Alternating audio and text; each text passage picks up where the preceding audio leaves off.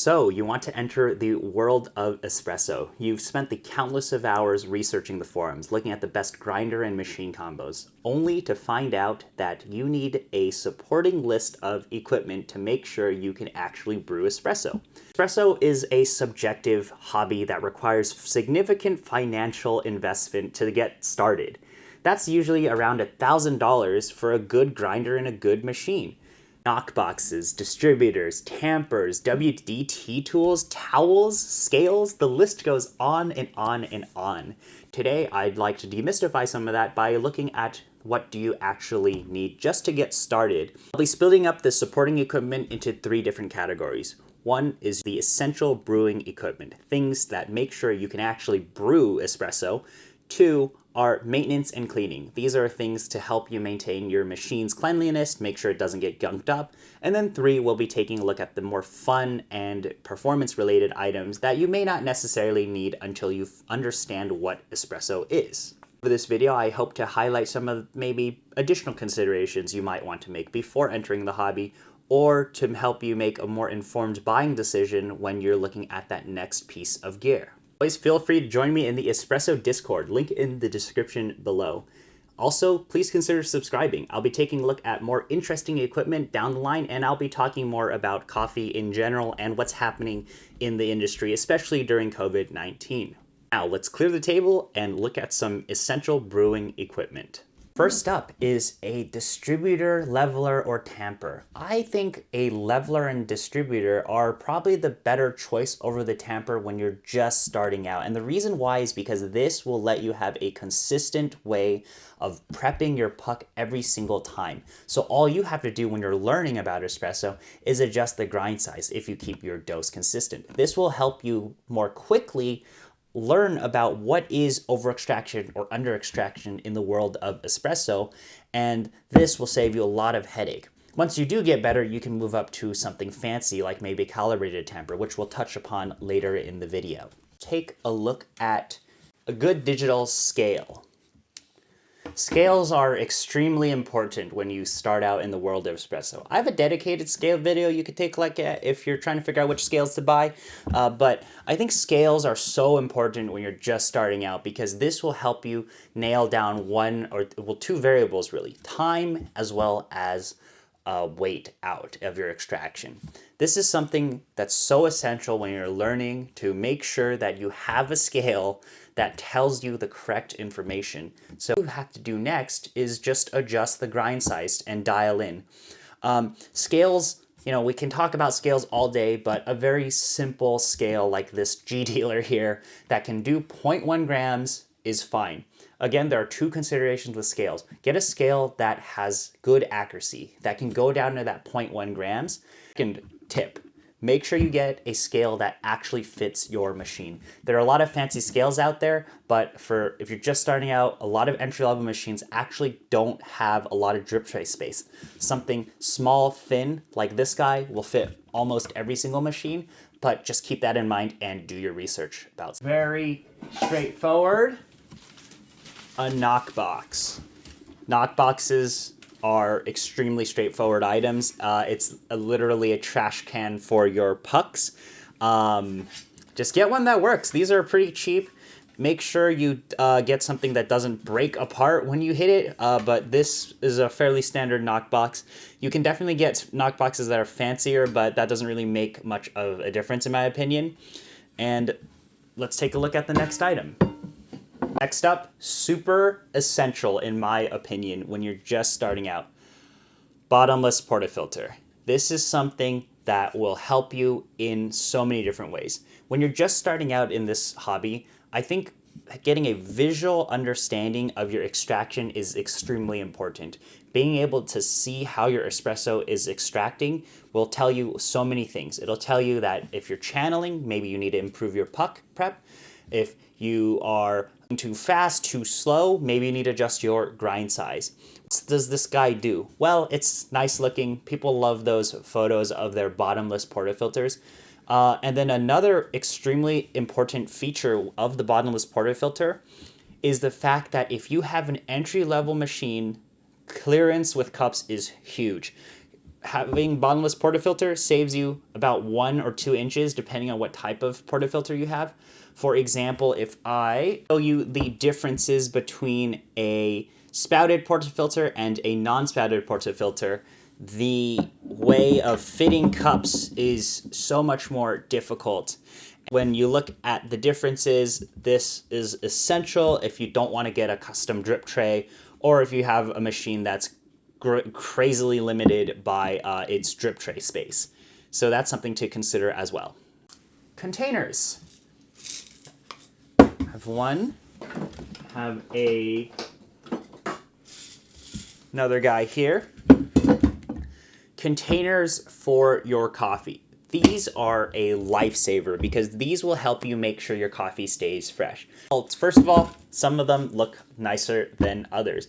This here is an airscape. This lets you suck out the air, but if you just want something extremely basic, you can get something like this with a CO2 filter on the inside, and all this will do is just serve as a place for your beans to degas, for them to sit, and will basically extend the lifespan of your beans. There are definitely some comprehensive tests on different containers. You can watch James Hoffman's video on it. I actually use a combination of 2 containers because I happen to upgrade to the airscape later on, but I think these are really essential items when you're just starting out to make sure that your coffee stays fresh and that you are able to have a place to store your coffee without it being exposed to the elements. Next up are pitchers. I got 2 here, but pitchers are pretty essential if you want to learn how to froth milk. Many entry-level machines don't come with pitchers, so make sure you get one that works for you. There's definitely a learning curve with steaming milk, especially frothing milk for good latte art. This right here is the Espresso Toroid 2, which helps if you have a single boiler machine or a machine with less steaming power. This will help vastly with just getting started with steaming, but if your technique is already good enough, you can just get a regular pitcher. Honestly, what's different between pitchers when you're just starting out are the spouts, the different sizes. Make sure you don't get a pitcher that's too big. When you're just starting out, I think a smaller pitcher will help so much when you're just learning how to froth and steam milk. And finally, in my opinion, I think this is the most important thing of all the equipment. A set of towels, or towels that you can rewash, constantly reuse, throw it in the wash, and you'll be fine. Towels are such a big lifesaver when you're just starting out because these will ensure you have a clean workspace. When you're just starting out frothing milk or you just start using a bottomless portafilter, there are going to be mistakes, and you want a towel that can clean up that area. So make sure you have a good set of towels. I actually use 2 to 3 different towels. I got 1 towel under my Knockbox. I have a towel on my machine, so I can move things around and clean off my steam wand, make sure things are clean. Towels are a lifesaver, so please get a set of towels. And since we're talking about towels, let's take a look at maintenance and cleaning of your machine. First thing on the list, a backflush disc. Make sure you get a backflush disc because if you're backflushing with water or kafiza or a cleaning solution, you want something that you can quickly toss into your portafilter. Make sure you just get one that's the right size. I know a lot of entry-level machines, especially things like the Gaggia Classic, don't come with one, so just buy one for a few bucks and make sure you get the right size. If you have something like a 54mm portafilter, make sure you get the right size for that guy. Also, this serves as a really fun and easy tool to use to switch baskets. And yeah, it's nice to have these guys around. Actually make use of your blind portafilter disc. You want something like kafiza. Things to clean your equipment. Kafiza is kind of a crazy solution that works for everything. All you do is toss a little bit of kafiza into your portafilter with the blind disc inserted and you can backflush. Of course, this depends on what type of machine you have, so please read the manual on what you are using. But kafiza works really well. It even works for other coffee equipment, but for me, I like to backflush every single 2 or so weeks, depending on how much coffee I'm going through. but even doing empty backflushes works really well. Kafiza and a descaler are actually really important to making sure your machine stays clean and gunk free. You want something that doesn't. You want to prevent your machine from scaling over time. You want to make sure that you don't have gross coffee grounds from your pucks left over on that group head or shower screen, really. Next up, I think you should look into a set of brushes. Get a brush for like your group head and other essential items that you can scrub. This guy here is a few bucks. It comes actually in a set. And then get a set of regular brushes like this where you can just brush off grinds off of things. This works really well just for doing that. This guy here I use for the power screen, and it works fine there. Now that we've taken a look at the most essential categories for brewing espresso, let's take a look at the fun stuff. These are the performance-related items. First up, fancy scale. Ooh. This here is the Akai Lunar.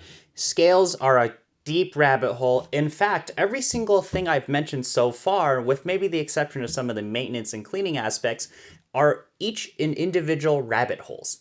Similar to how grinders and machines are rabbit holes, this is a whole entire another category of you can get something low end to crazy high end, cheap to expensive in all of the world of, in this entire world of supporting equipment. So this is one of the fun ones. When you have the money, you can get something like the Akai Lunar, or when you feel confident in spending $200 on a scale, Lunar. Right here, amazing scale. I have a dedicated video about scales that you can check out if you want to hear my additional thoughts on the Lunar. Super good scale. Next up, it's a wooden portafilter. This is the Decent DE1 portafilter, but my point is with a lot of this espresso stuff, you can replace everything with wood. You can get wooden accents on everything. This particular machine comes with wood, which is really nice. Things like the Bianca come with wood, so that's really nice if you want to just have a nicer feel when you're doing your puck prep and all of that. Fun to have a nice, good wooden portafilter.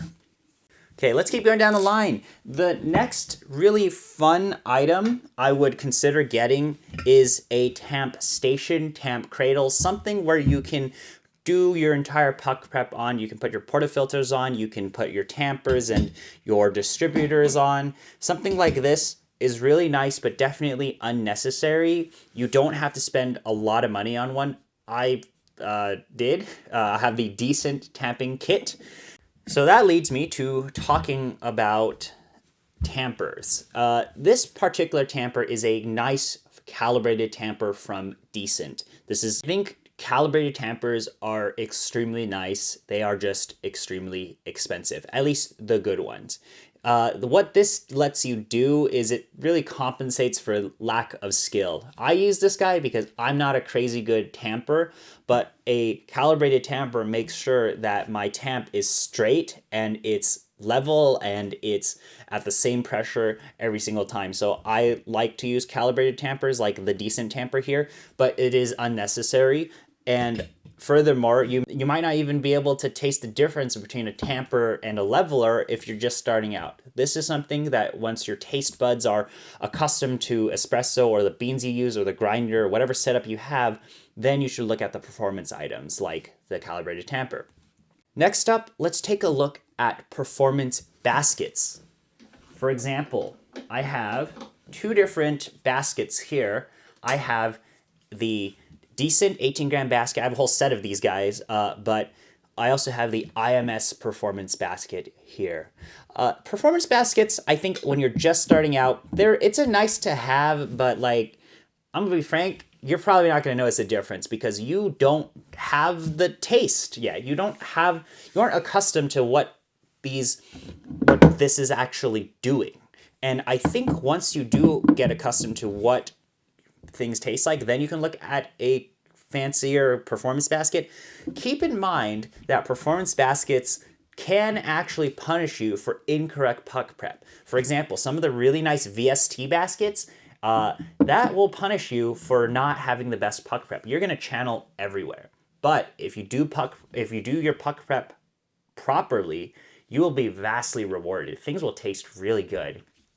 But definitely different performance baskets are nice to have. They aren't necessary when you're just starting out, when you just need to understand what is over extraction, under extraction, and learning how to dial in espresso. Not necessary, but nice to have later on.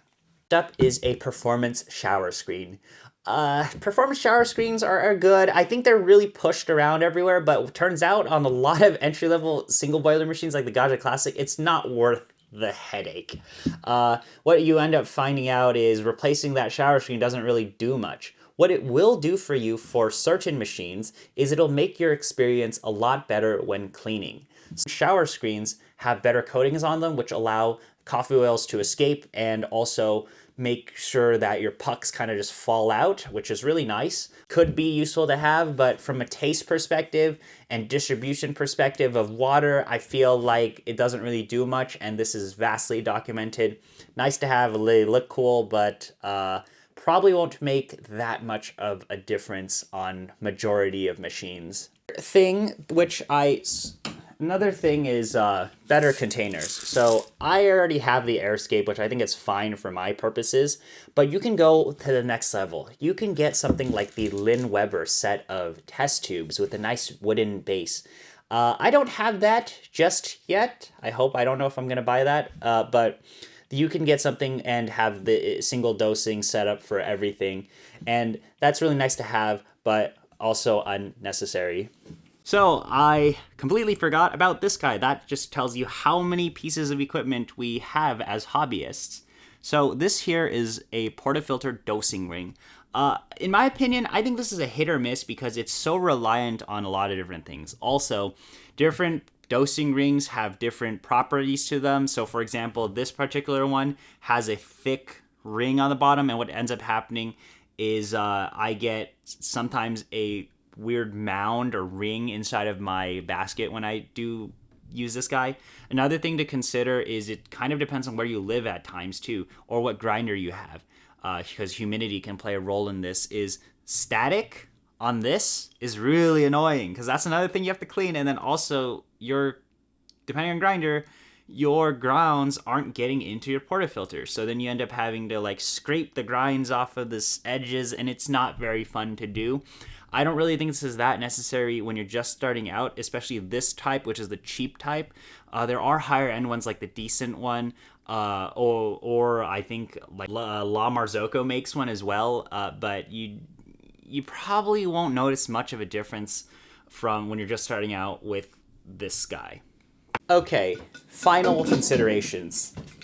You've done the research, you know what to buy, and now you want to figure out if this is all worth it, if it's really worth it to enter the world of espresso. And I think that's an interesting conversation which we can explore, and let's real quick talk about it. Every single one of these items is in itself a rabbit hole, as I mentioned. These are, and that's kind of what's fun about this hobby, is looking at what is out there. What is the craziest type of tamper or the craziest type of scale or even knockbox that you can end up buying? And I think for enthusiasts, that's part of the fun. It's going down that journey and upgrading and getting all of that new stuff or the highest end stuff and chasing the end game. That journey is what makes the hobby of espresso so much fun to a lot of us. But do keep in mind, if you objectively look at things, there are huge diminishing returns between a low-end item and a high-end item. It's not necessarily worth the financial cost, but it could be a lot of fun to explore that. And from a use and performance and convenience perspective, a lot of higher-end items make your life easier. Although, is it necessary? Maybe. That's to you to decide. Talk final considerations. Just make sure you have one of each of these items. I feel like most of the things I've talked about are pretty essential, with the exception of the fun performance-related items. You just want stuff that gets you off the ground, that makes sure that you can actually make some good espresso. And all of these will just help you make sure that you're able to do that, as well as maintain your machine and equipment, and also your workspace. So anyway, I hope you enjoyed watching this video and hearing my opinions on all these really nice pieces of equipment. and I hope you might have learned something about. If there were any errors in the video, please let me know. I hope not. But anyway, thanks for sticking around, and feel free again, let me mention this again, but please subscribe, like the video, comment, let me know what you think about the content and any of the other cool gear you want me to take a look at.